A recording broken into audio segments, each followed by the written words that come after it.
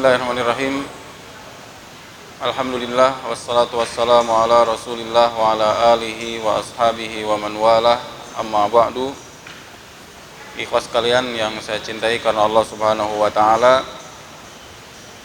Siang hari ini kita akan membacakan faidah-faidah dari kisah yang telah kita ceritakan pada pertemuan sebelumnya, yaitu tentang istri Rasulullah sallallahu alaihi wasallam, Aisyah radhiyallahu anha, yang ditinggal oleh Rasulullah sallallahu alaihi wasallam ke kuburan Baqi ketika Rasulullah saat itu mengira Aisyah sudah tidur, padahal Aisyah saat itu masih terjaga, dan kisah selengkapnya sudah kita ceritakan sebelumnya. Kita akan bacakan faidah-faidah dari kisah tersebut. Untuk kisahnya saya kira tidak perlu diulang lagi, insyaallah masih pada ingat.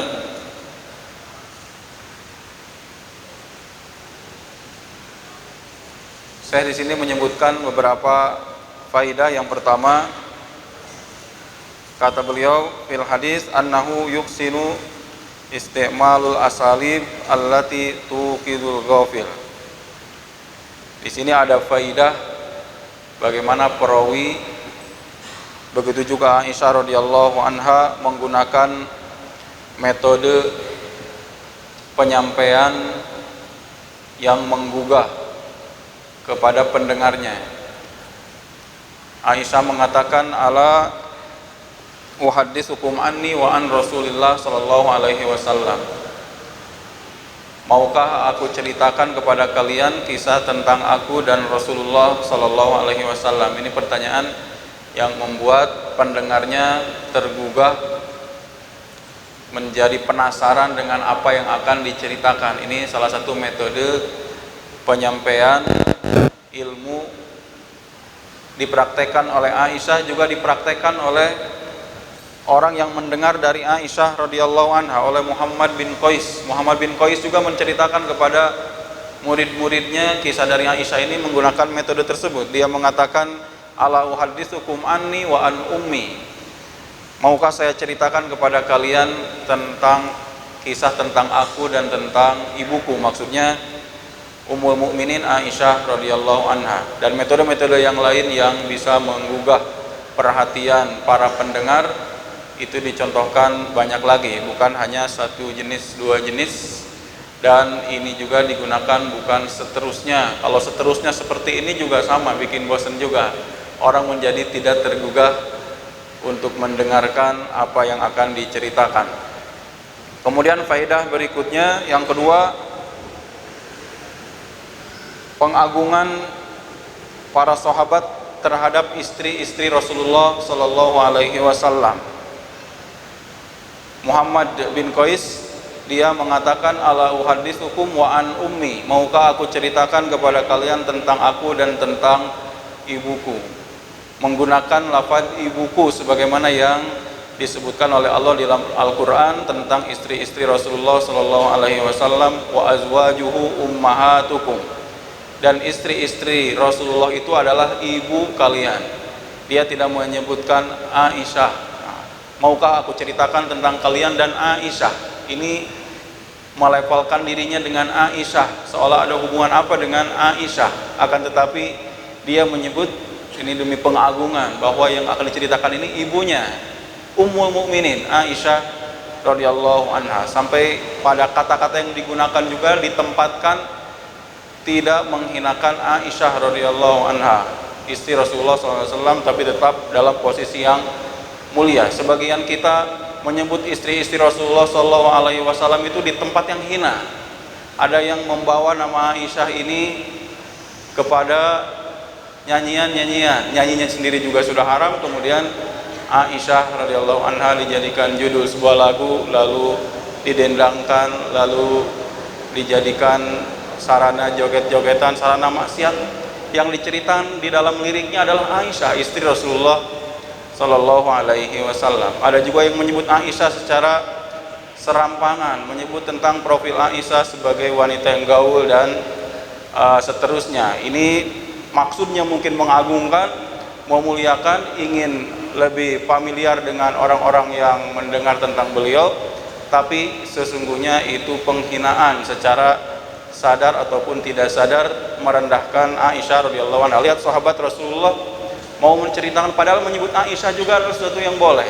Akan tetapi ketika konteksnya saat ini sedang menceritakan dirinya dengan Aisyah, yang mendengar cerita dari Aisyah, kalau menyebut tentang aku dan Aisyah, ini akan bisa ada image yang lain tentang aku dan Aisyah.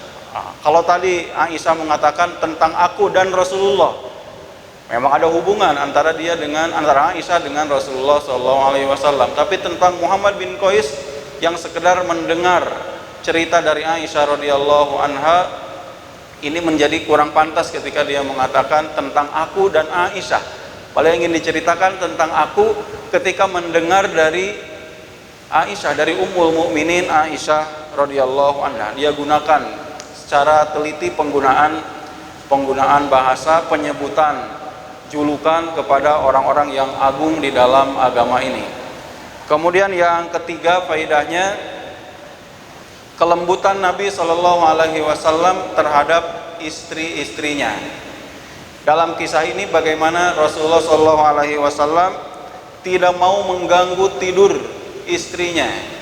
Beliau turun dari ranjangnya, kita ceritakan kemarin bagaimana pelan-pelan, menggunakan sendalnya pelan-pelan, membuka pintunya pelan-pelan, menutup pintunya lagi pelan-pelan, jalannya juga pelan-pelan. Dia mengira istrinya Aisyah ini sedang tidur, khawatir mengganggu tidur istrinya.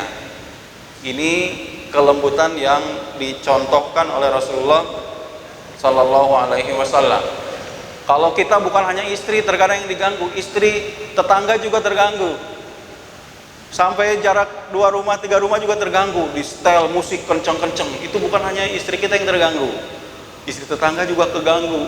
Dan berikutnya, sampai sekampung terganggu semua dengan suara yang bahkan ini suaranya suara kemaksiatan, bukan mau beramal soleh. Rasulullah mau beramal soleh ini, mau menuju ke kuburan atas perintah Allah Subhanahu wa taala melalui malaikat Jibril untuk berziarah ke kuburan Baqi. Kemudian yang keempat, di antara syariat yang agung pada agama ini adalah mendatangi kuburan untuk mengingat kematian dan bencana yang akan menimpa kita, bahwa kita juga sama akan mati, akan wafat sebagaimana orang-orang yang ada di dalam kubur ini. Ini syariat dalam agama ini, kita diperintahkan untuk berziarah ke kuburan. Kata Rasulullah SAW dalam hadis yang lainnya riwayat Imam Muslim, zuru kuburakum fa innaha tudzakirukumul akhirah. Ziarahlah kalian ke kuburan-kuburan, karena ziarah ke kuburan itu akan mengingatkan kalian ke akhirat. Rasulullah juga sama, berziarah ke kuburan, memohon ampun untuk yang ada di dalam kuburan tersebut kalau yang ada dalam kuburannya adalah orang beriman. Tapi kalau yang ada dalam kuburannya orang kafir, boleh untuk dikunjungi, akan tetapi tidak boleh untuk dimintakan ampunan, sebagaimana yang dilakukan oleh Rasulullah SAW. Dia juga berziarah, beliau juga berziarah ke kuburan ibunya yang dia bukan orang beriman, akan tetapi Rasulullah tidak memohonkan ampunan untuk ibunya. Akan tetapi menjadi pelajaran bagi penziarahnya, mengingatkan kepada akhirat, mengingatkan kepada kematian. Walaupun di sini juga bab ziarah ini ada ziarah yang tata caranya disunnahkan, disyariatkan, ada juga yang kemudian membawa orang kepada kebid'ahan dan kesyirikan. Sebagian orang ziarahnya betul, sebagaimana diperintahkan oleh Rasulullah harus berziarah, tapi yang dilakukan oleh sebagian orang dalam ziarahnya itu mengandung kesyirikan, meminta-minta kepada orang yang ada di dalam kuburnya tersebut, atau mengkhususkan hari-hari tertentu untuk berziarah, Atau juga ada pandangan yang patut diziarahi itu adalah kuburan tertentu, bukan kuburan yang lain. Karena kuburan tertentu ini dianggap kuburan wali, kuburan orang yang punya kesaktian dan seterusnya, itu yang diziarahi. Bukan ziarahnya yang tercela. Ziarahnya diperintahkan oleh Rasulullah SAW, zuru, berziarahlah kalian. Akan tetapi tata caranya yang kemudian dia masuk kepada kebid'ahan, bahkan kesyirikan ketika dia minta kepada orang yang ada di dalam kuburan tersebut. Kemudian yang berikutnya dari kisah yang kemarin kita ceritakan, disyariatkan raf'ul yadain, mengangkat kedua tangan. Yang diceritakan oleh Aisyah, Rasulullah di Baqi ini sampai mengangkat tangan 3 kali. Nah, ketika berdoa untuk yang ada di dalam kuburan. Maka ini sebuah syariat, bukan kebid'ahan, mengangkat kedua tangan ketika berdoa. Kemudian yang ke-6, boleh orang berjalan cepat ketika penasaran dengan suatu perkara yang ada di depannya atau membuat khawatir dirinya. Dalam kisah tersebut Rasulullah SAW sepulang dari kuburan melihat ada bayangan hitam berjalan, maka dia kejar bayangan tersebut atau sekelebat hitam tersebut semakin cepat jalannya, karena Aisyah itu yang tidak ingin ketahuan oleh Rasulullah SAW, maka Rasulullah mempercepat lagi. Kemudian Aisyah semakin mempercepat, ingin segera sampai ke rumah. Rasulullah semakin mempercepat lagi. Ini sampai dibuat salah satu poin, boleh mempercepat jalan ketika idza arada an yastakshifa amron yuhimmuhu, apabila dia ingin segera mengetahui atau penasaran dengan perkara yang mengherankannya, membuatnya bingung, membuatnya kaget. Ada orang di depan sana, anak kecil mau tertabrak, wah bukan santai-santai, wah tidak boleh terburu-buru kata kamu, al-ajalatu minasyaiton, terburu-buru itu dari syaitan. Jelas-jelas anak kecil mau tertabrak, santai saja jalannya, bukan begitu. Boleh, Rasulullah SAW juga boleh. Dan kalau kita melakukan hal ini dan mengetahui bahwa ini pernah dipraktekkan oleh Rasulullah, itu jadi ibadah.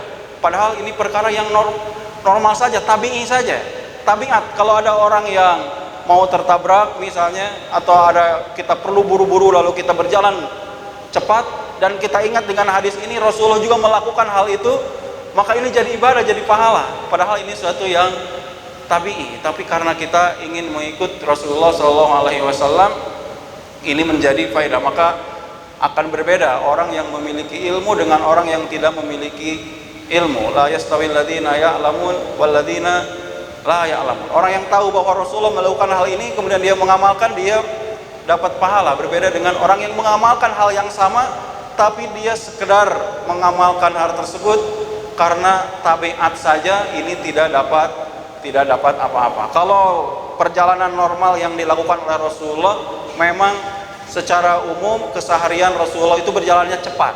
Sebagaimana kata Abu Hurairah radhiyallahu anhu, "Ma min ahadin asra'u misyatan min Rasulillah sallallahu alaihi wasallam."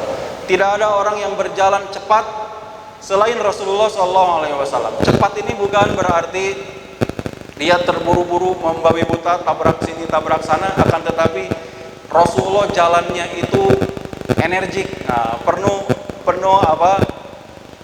kepastian jalannya itu, energik, tidak loyo, berleha-leha kayak jalannya artis. Dengar tahu jalan artis memang seperti itu atau enggak? Kalau ada yang loyo-loyo jalannya kayak artis jalannya, katanya begitu. Belum pernah lihat juga jalannya artis kalau ada yang masuk ke sini. Coba bener enggak? Ustaz Lukman artis nih. Tidak seperti itu, santai-santai, tapi penuh kepastian. Rasulullah SAW energik. Kenapa? Karena yang dia tuju juga selalu kebaikan, maka selalu semangat juga yang dilakukan oleh Rasulullah SAW.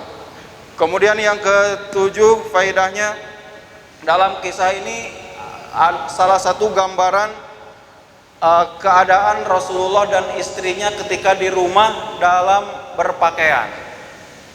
Rasulullah ketika masuk ke rumah mau tidur, buka selendangnya digantung oleh Rasulullah, buka sendalnya.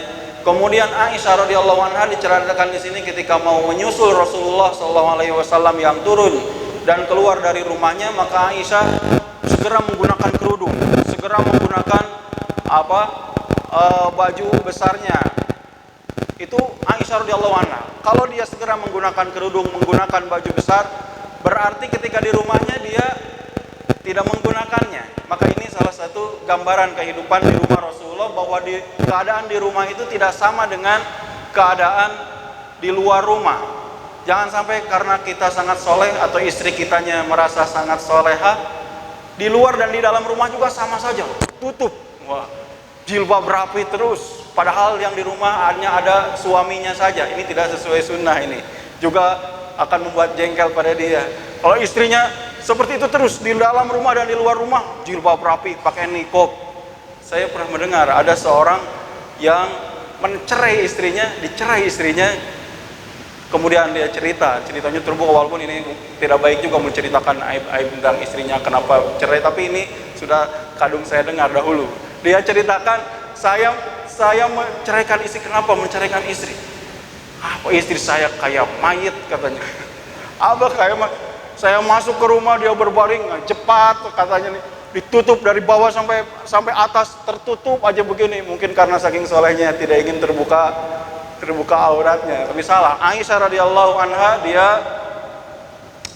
di dalam rumah dan di luar rumah beda. Buktinya ketika dia menyusul keluar rumah, segera dia tutup kerudungnya, secara syar'i juga pakaiannya. Ini yang diceritakan dalam kisah kemarin. Kemudian yang ke-8 faedahnya, kecemburuan wanita kepada suaminya. Ini sebuah tabiat, bahkan terjadi pada istri Rasulullah. Dia menyusul suaminya karena khawatir jangan-jangan suami saya ini pergi ke istri-istrinya yang lain, padahal ini giliran saya, jatah malam ini adalah jatah saya. Ini terjadi, maka ini bukan satu hal yang tercela.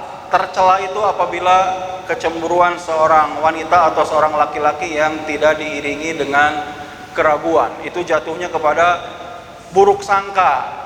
Buruk sangka, tapi kalau diiringi dengan keraguan, maka ini hal-hal yang wajar saja.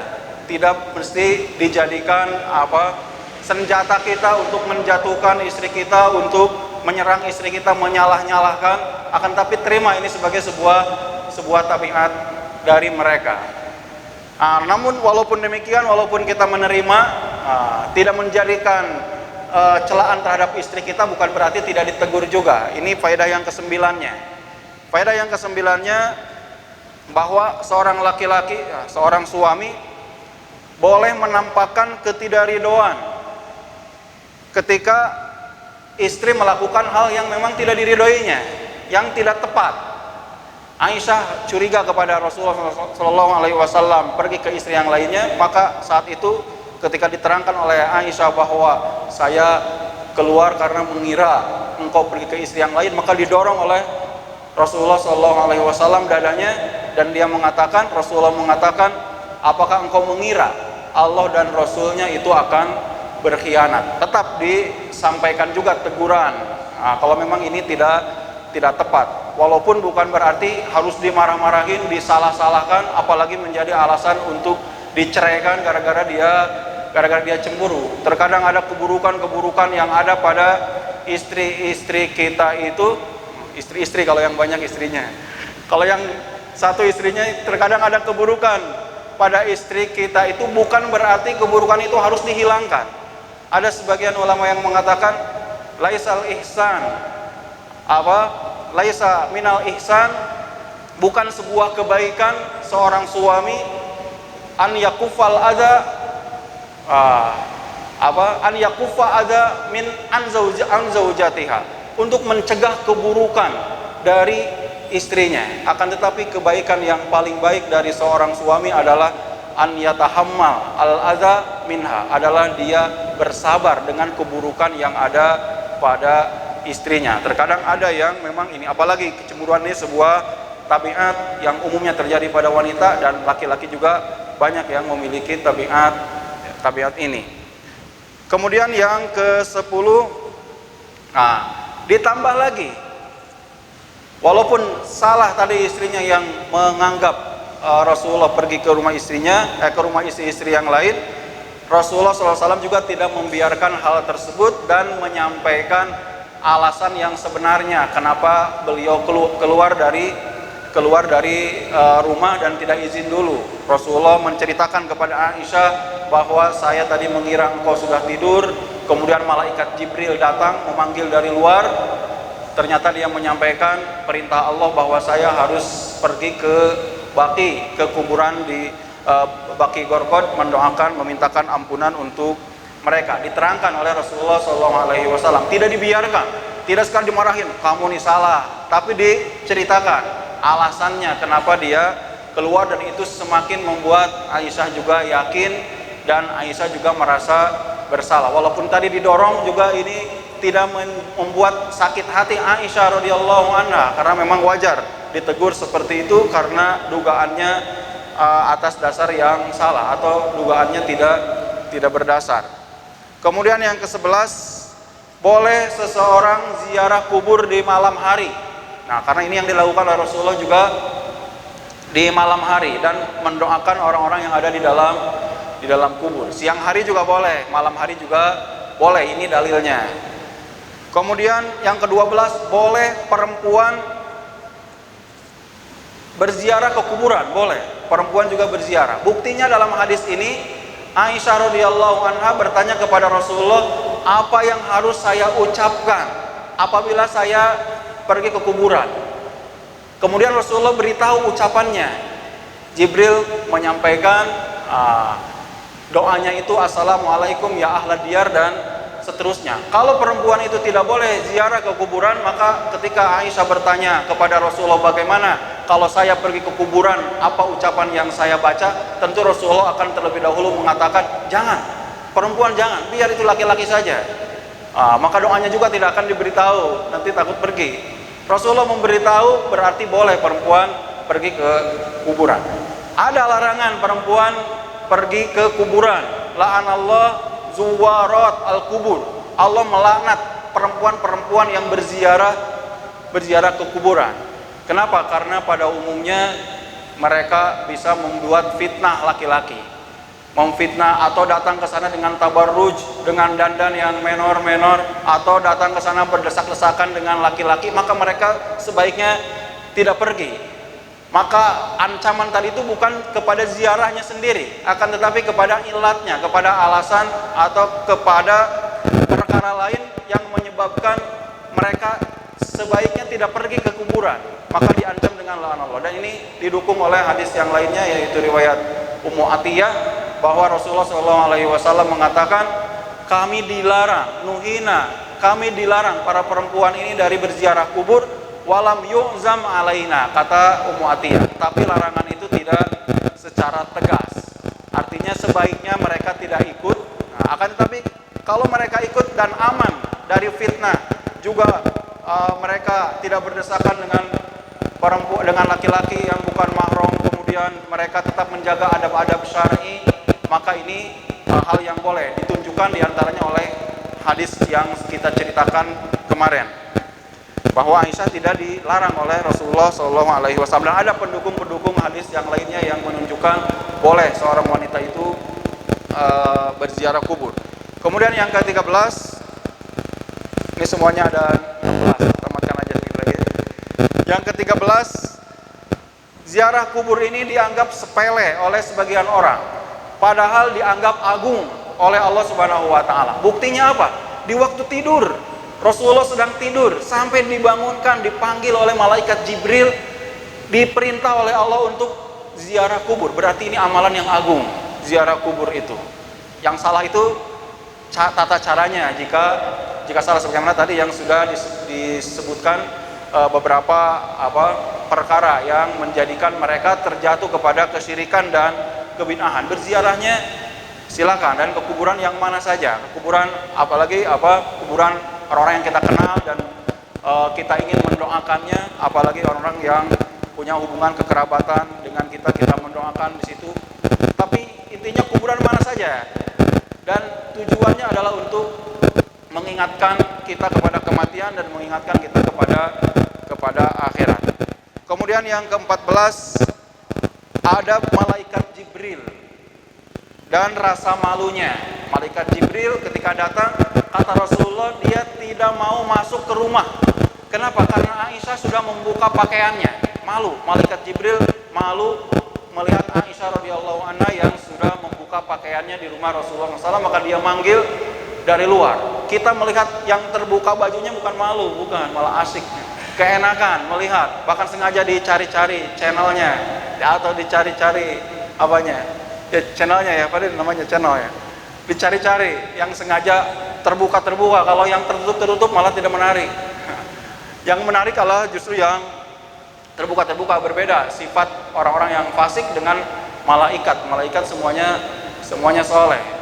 Malu. Dan ini juga salah satu dalil bahwa malaikat itu punya sifat malu, sebagaimana ditunjukkan juga oleh hadis yang lainnya. Misalnya Rasulullah mengatakan ketika tentang Utsman radhiyallahu anhu, kata Rasulullah, malaikat itu malu. Kata Rasulullah, bagaimana mungkin saya tidak malu kepada Utsman yang malaikat saja malu kepada Utsman. Ini dalil yang jelas bahwa malaikat itu punya sifat malu. Maka kalau malaikat yang selalu saat ini mendampingi kita didampingi oleh malaikat semuanya, di kanan dan kiri kita, di depan kita, di belakang kita ada malaikat, mereka punya sifat malu. Kita sendiri kenapa tidak malu kepada yang mendampingi kita, padahal mereka punya sifat malu.